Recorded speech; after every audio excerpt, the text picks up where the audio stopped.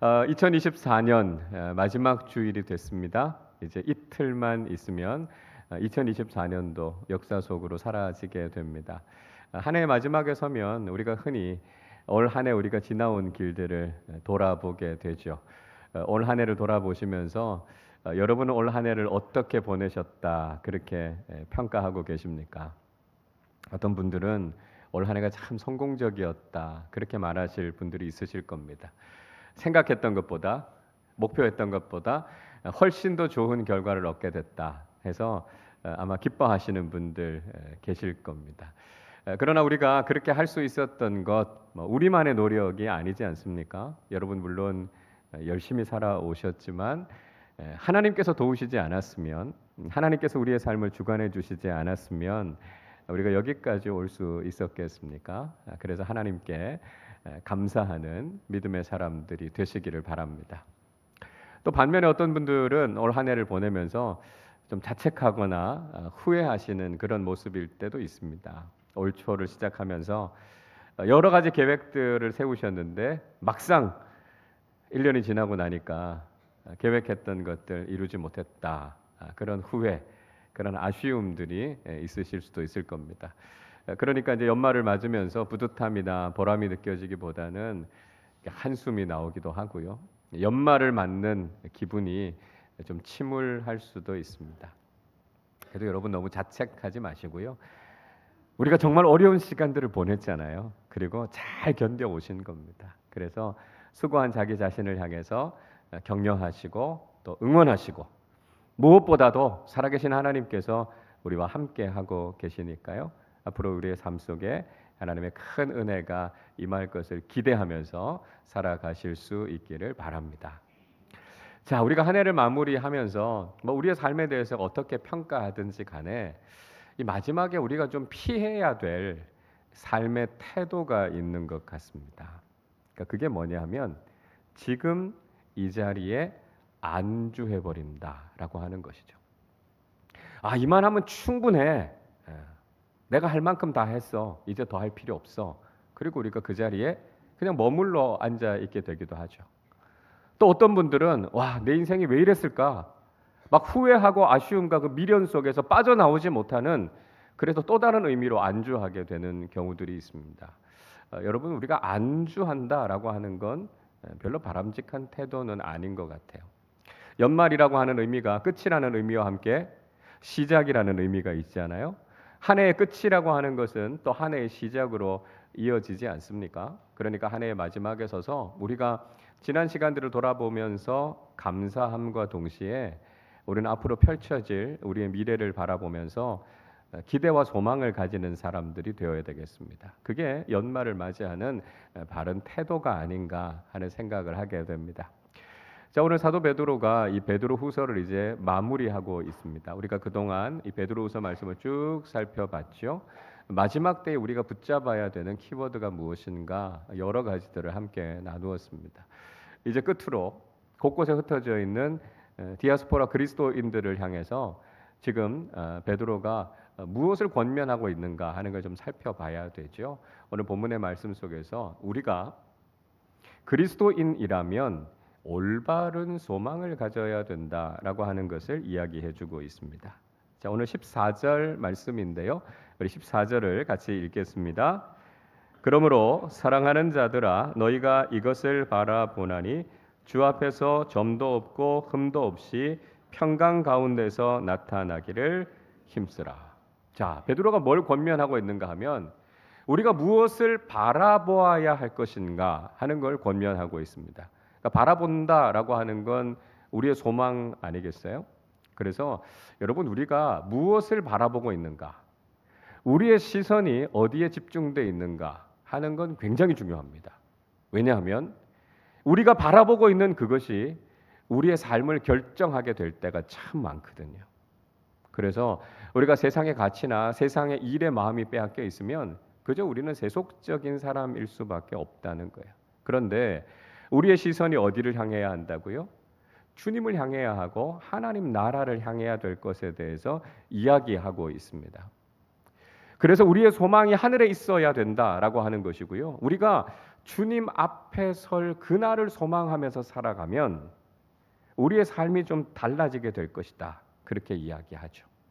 주님 앞에 설 그날, 주님께서 재림하실 그날, 또 우리가 주님 앞에 서는 그날, 정말 우리가 소망 가운데 주님 보시기에 칭찬할 만한 믿음의 삶을 살았는가, 우리가 거기에 관심을 가지고 살아야 된다라고 하는 것입니다. 자, 그러면 주님께서 강림하실 때 우리가 어떤 모습이 되기를 소망해야 된다 말씀하고 있습니까? 14절 하반절 다시 보시면 이렇게 말씀하지요. 주 앞에서 점도 없고 흠도 없이 평강 가운데서 나타나기를 힘쓰라. 그렇게 이야기하고 있습니다. 그러니까 우리가 주님 앞에 서는 날이 됐을 때 우리에게는 점도 없고 흠도 없는 온전하고 성숙한 모습으로 서기를 힘쓰라. 그렇게 말씀하고 있습니다. 그러니까 우리가 좀 더 완전한 모습으로 서기를 힘쓰라는 거죠. 지금 이런 모습에 만족하고 거기에 주저앉아 있을 것이 아니라 하나님께서 보실 때 어떤 모습을 기뻐하실까? 우리가 그 모습까지 나아갈 수 있도록 계속해서 자라가야 된다는 겁니다. 성장해 가야 된다라고 하는 것을 우리에게 이야기해 주고 있다라고 하는 것이죠. 저는 이 말씀이 우리에게 도전이 되면 좋겠습니다. 그러니까 우리가요, 지금 이 모습 여기에서 그냥 만족하고 있을 것이 아니라 주님 앞에 정말 요만한 흠도 없이 티도 없이 정말 거룩하고 온전한 그리스도인이 되는 그 소망을 가지고 우리가 계속해서 나아가야 된다라고 하는 것이죠. 여기에서 만족하는 것이 아니라 어떻게 하면 주님이 더 기뻐하실까? 어떻게 하면 주님 앞에 더 칭찬받을 수 있을까? 그 삶을 향해서 우리는 계속해서 나아가는 사람들이 되어야 된다는 것입니다. 자, 베드로 사도는요, 오늘 본문의 마지막에서 이 사실을 다시 한번 강조하고 있습니다. 자, 18절 말씀을 우리 같이 읽겠습니다. 오직 우리 주 곧 구주 예수 그리스도의 은혜와 그를 아는 지식에서 자라가라. 영광이 이제와 영원한 날까지 그에게 있을지어다. 자, 베드로는 뭐라고 이야기하지요? 자라가라고요. 우리 그리스도인들은 계속해서 자라가는 사람들이 되어야 된다는 것입니다. 이만하면 됐다 만족하고 멈추어 있는 것이 아니라 우리가 좀 더 온전한 모습으로, 좀 더 성숙한 모습으로 자라가야 된다라고 하는 것이죠. 그래서 우리 그리스도인이 가져야 하는 모습은 바로 이 성장의 비전이라는 겁니다. 우리가 계속해서 성장해 가고 성숙해 가는 그리스도인들이 되어야 된다는 것이죠. 사도 바울도요, 빌립보서 3장 12절부터 14절에서 이렇게 말씀하고 있습니다.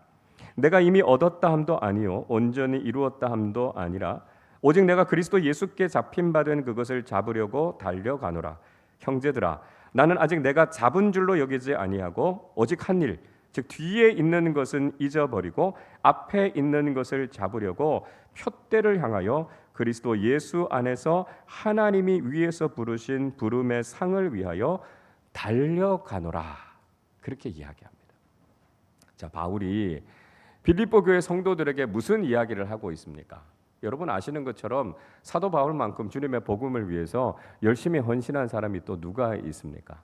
복음에 대한 열정으로 이야기하면 바울만한 사람이 없죠. 근데 바울은 충분히 했다고요. 이 정도면 됐다고요? 자만하지 않겠다는 것입니다.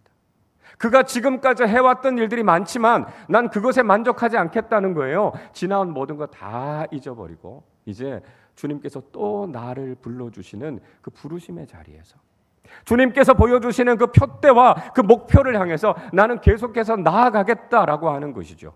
그래서 빌립보 교회 성도들을 향해서 우리는 계속해서 자라가는 그리스도인이 돼야 된다라고 하는 걸 이야기하고 있습니다. 그리고 사도 바울이요, 내가 본을 보이겠다는 거죠. 나도 그동안 수고해왔지만 내가 여기에서 멈추지 않고 나도 계속해서 자라가는 그리스도인이 되겠다는 것이죠. 그래서 주님 앞에 섰을 때 점도 없고 흠도 없이 주님께서 보시기에 정말 칭찬하실 만한 그런 믿음의 사람으로 살겠다라고 하는 것을 바울이 결단하고 있는 것입니다. 여러분, 생명이 있다는 건요, 성장으로 증명이 되는 겁니다. 생명이 있으면 자라가게 된다는 것이죠. 여러분, 우리가 그리스도인으로서 생명이 있다라고 하는 것은 우리가 주님 안에서 계속해서 성장하고 성숙해 간다라고 하는 것을 의미한다라고 하는 것이죠. 여러분, 우리가 대나무를 보면서 참 이상하다 이런 생각을 할 때가 있습니다.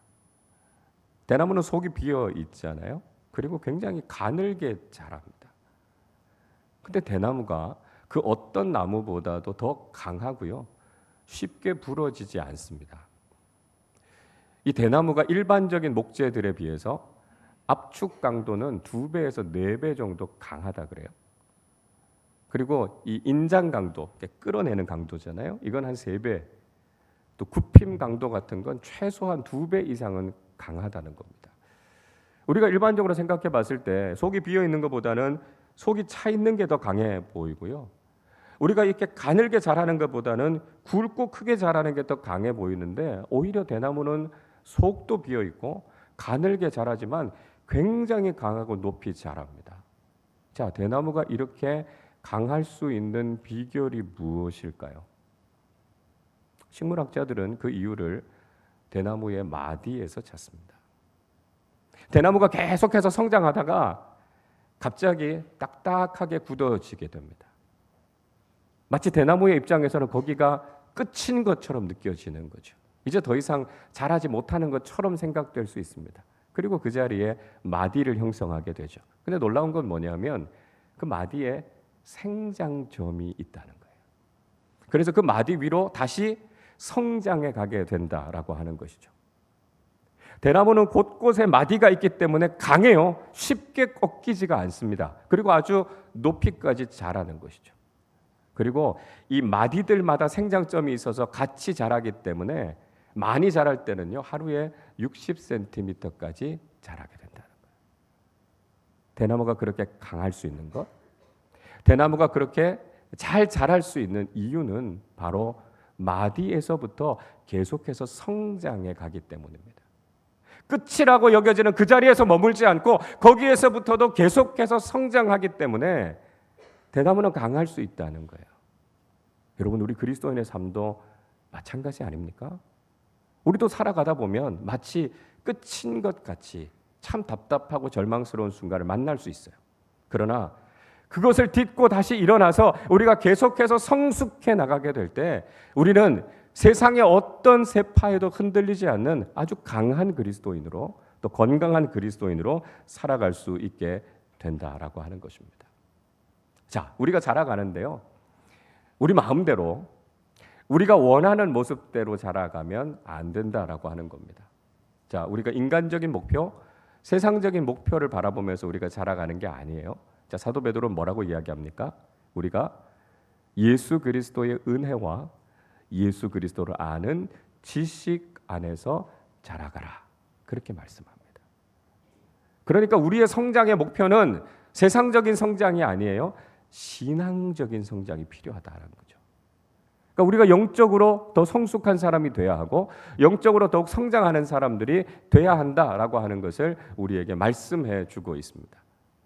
영적으로 성장하는 것은요, 내 노력만으로 되는 게 아니라는 거예요. 우리가 영적으로 어떻게 성장할 수 있습니까? 예수 그리스도의 은혜를 풍성하게 경험하면 성장하는 거예요. 예수 그리스도에 대한 지식을 알면 성장하는 거예요. 성령께서 인도하여 주시는 그 길을 따라 순종하며 갈 때 우리는 성장하게 된다라고 하는 것이죠. 그래서 에베소서 4장 15절에서 이렇게 말씀해요. 오직 사랑 안에서 참된 것을 하여 범사에 그에게까지 자랄지라. 그는 머리니 곧 그리스도라. 자, 우리가 어디까지 자라야 합니까? 머리 되신 예수 그리스도에게까지 자라야 됩니다. 우리의 성장의 목표는요, 그리스도처럼 되는 거예요. 예수 그리스도를 닮아가는 거고요.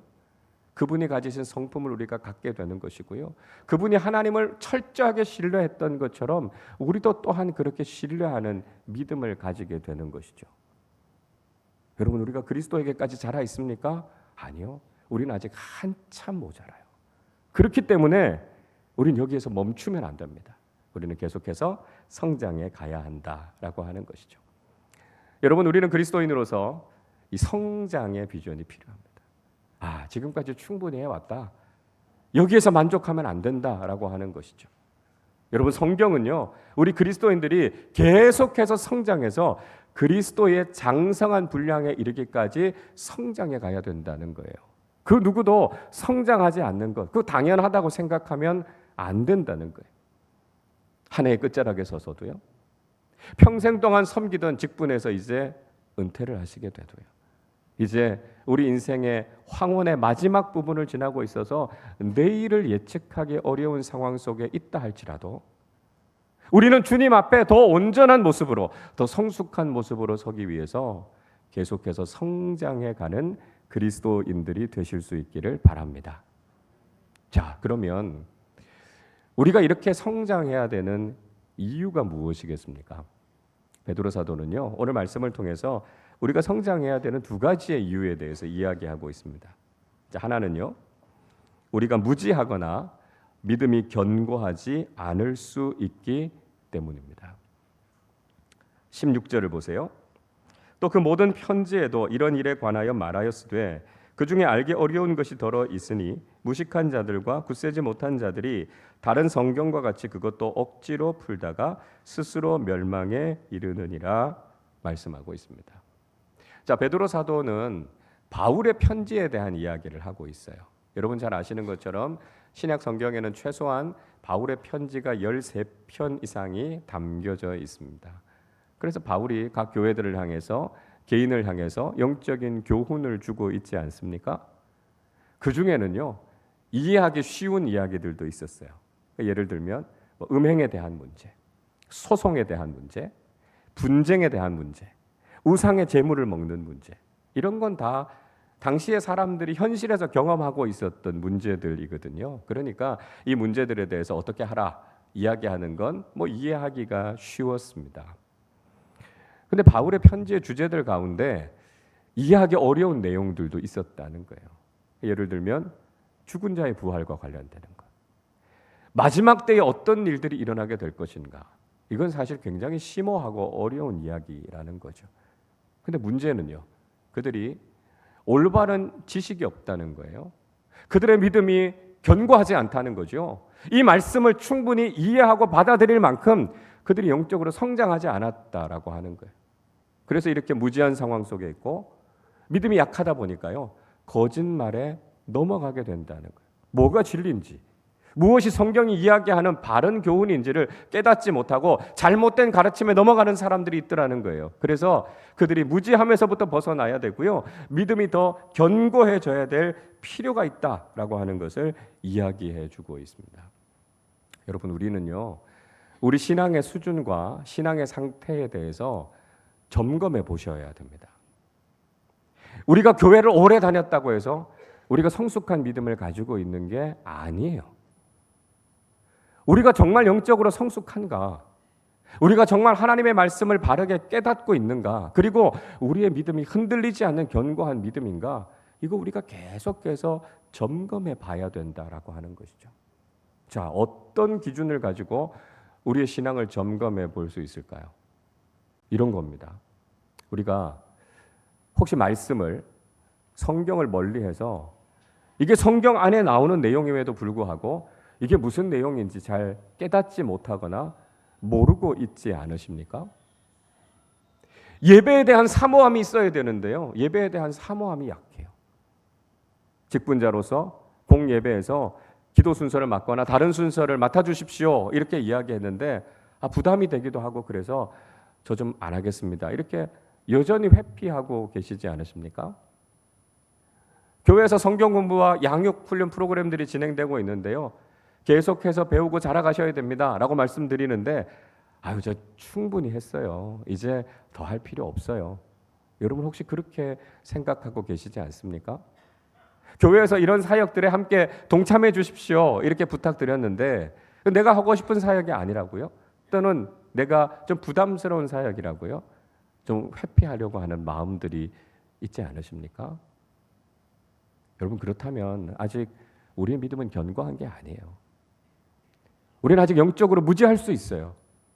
여러분, 하나님의 말씀에 순종하고요, 주님이 기뻐하시는 뜻에 기꺼이 함께 동참하는 것, 이게 성숙한 믿음이라는 것이죠.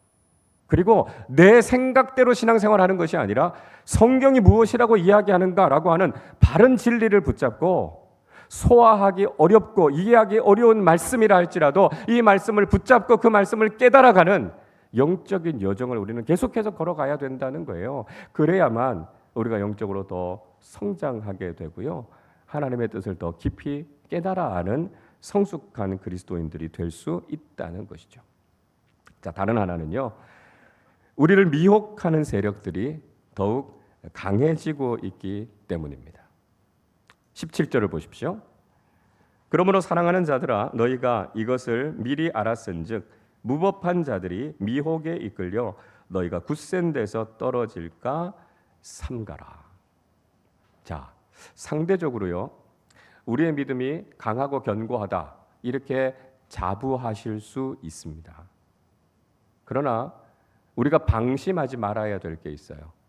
왜냐하면 우리 주변의 악한 세력들이 점점 더 강해지고 있다는 거예요. 그리고 그 속임수가 얼마나 교묘해지는지, 그래서 믿음이 견고하다라고 하는 사람들까지도 그 믿음에서 흔들릴 수 있다는 거예요. 그래서 자칫하면 우리가 잘못된 가르침에 빠질 수도 있고요. 구원의 확신으로부터 멀어지게 될 수도 있다는 거예요. 이 마지막 때의 상황이 어떤가라고 하는 것을 알고 우린 방심하면 안 된다는 것이죠. 디모데후서 3장 13절이 이렇게 말씀합니다. 악한 사람들과 속이는 자들은 더욱 악하여져서 속이기도 하고 속기도 하나니. 마지막 때에는요. 악한 사람들이 더 악해진다는 거예요. 더 독해진다는 거예요. 우리가 이런 세상을 살아가고 있어요. 근데 심지어는요. 그 사람들이 다른 사람들도 속이지만 자신도 속으면서 사는 거예요. 내가 누구를 속이는지, 내가 속고 있는지도 분별하지 못할 정도로 그런 미혹의 시대, 그런 거짓의 시대를 살아가고 있다는 거예요. 그러니까 우리가 정신을 바짝 차려야죠.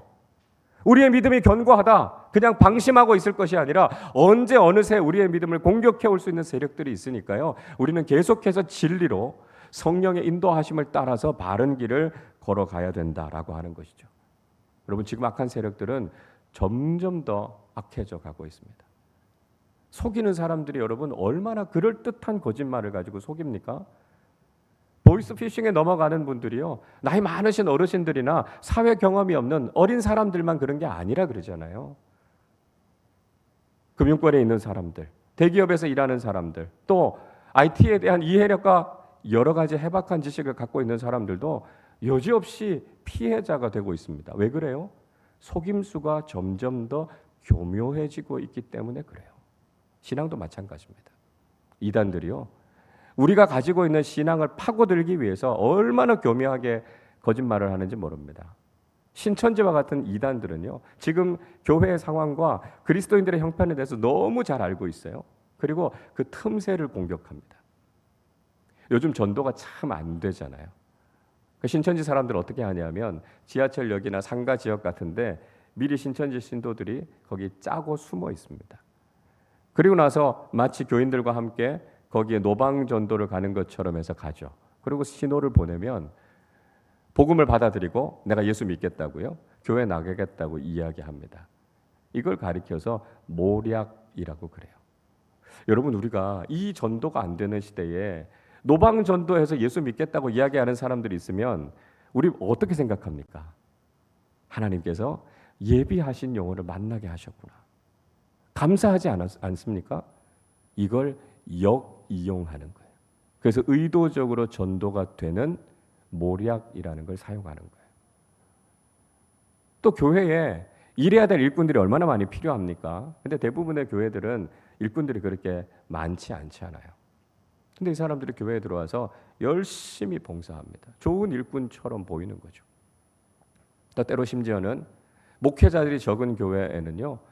자신들이 원래 목회자고 선교사인데 건강 때문에 좀 쉬고 있다고요. 그래서 이제 건강을 좀 회복했으니까 그냥 무급으로 교회에서 봉사하겠습니다. 이렇게 이야기한다는 거예요. 그러니까 교회 입장에서는 얼마나 고마워요. 그렇지 않아도 일꾼이 없어서 어려운데 와서 해주겠다고 하니까요. 근데 그분들이 들어와 가지고는 교회를 장악해 버립니다.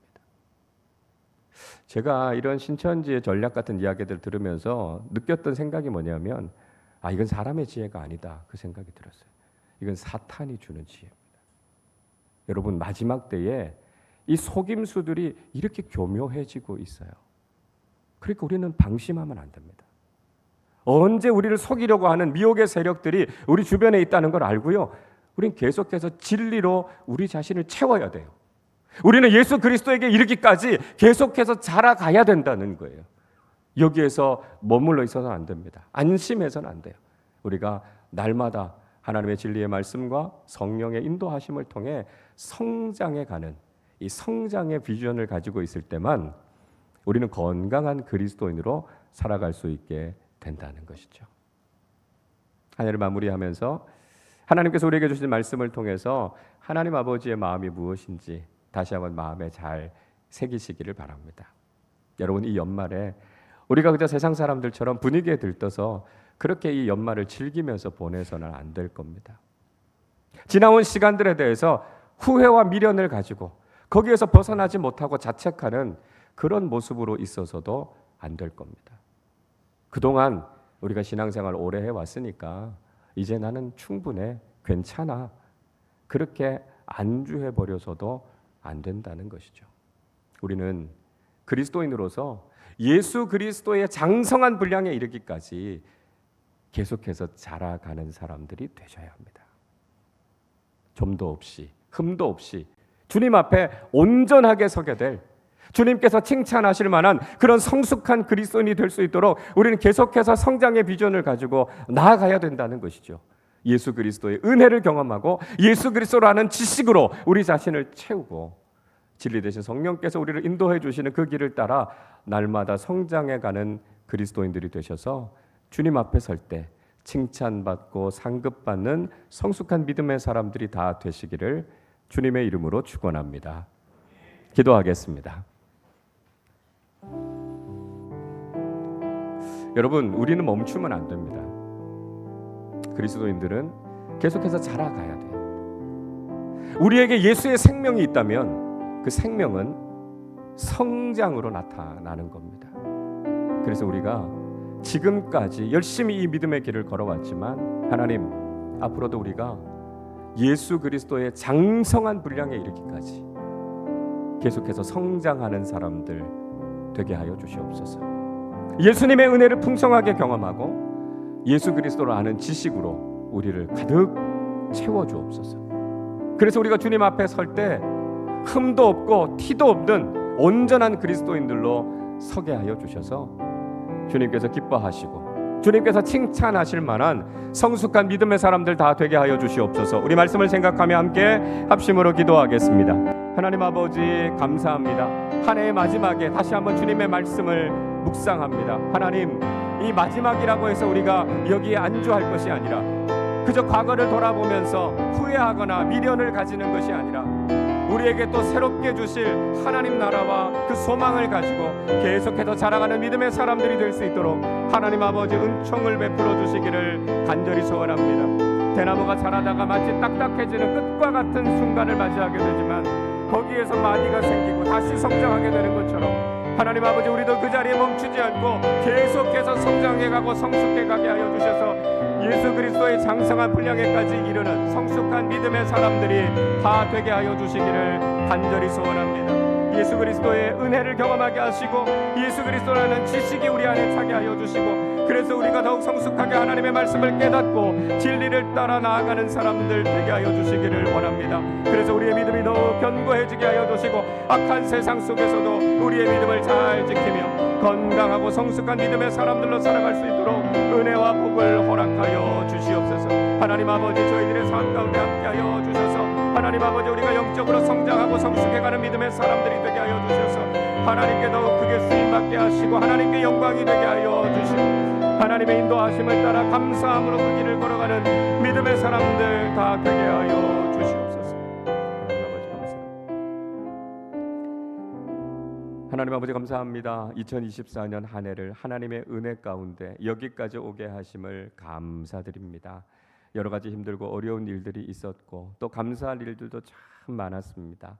하나님, 지나온 시간들을 돌아보며 우리가 하나님 앞에 감사하고 회개해야 될 것을 회개하게 하시고 중요한 것은 여기에서 안주하는 것이 아니라 하나님께서 우리에게 주실 새로운 소망을 향해 계속해서 성장해 가는 사람들 되게 하여 주시옵소서. 예수 그리스도의 은혜와 예수 그리스도라는 지식으로 우리 자신을 가득 채우게 하여 주시옵소서. 그래서 주님 앞에 다시 설 때 주님 보시기에 성숙하고 온전한 신앙인들로 서서 칭찬받는 믿음의 사람들 다 되게 하여 주시옵소서. 하나님 아버지, 우리가 바라볼 것은 예수 그리스도를 닮아가는 삶입니다. 여기에서 멈추지 않게 하시고 예수 그리스도를 더욱 닮아가는 온전한 신앙인들이 되게 하여 주셔서 하나님을 더욱 기쁘시게 하는 믿음의 사람들로 서게 해 주옵소서. 감사드리며 우리 주님 예수 그리스도의 이름으로 기도하옵나이다. 아멘.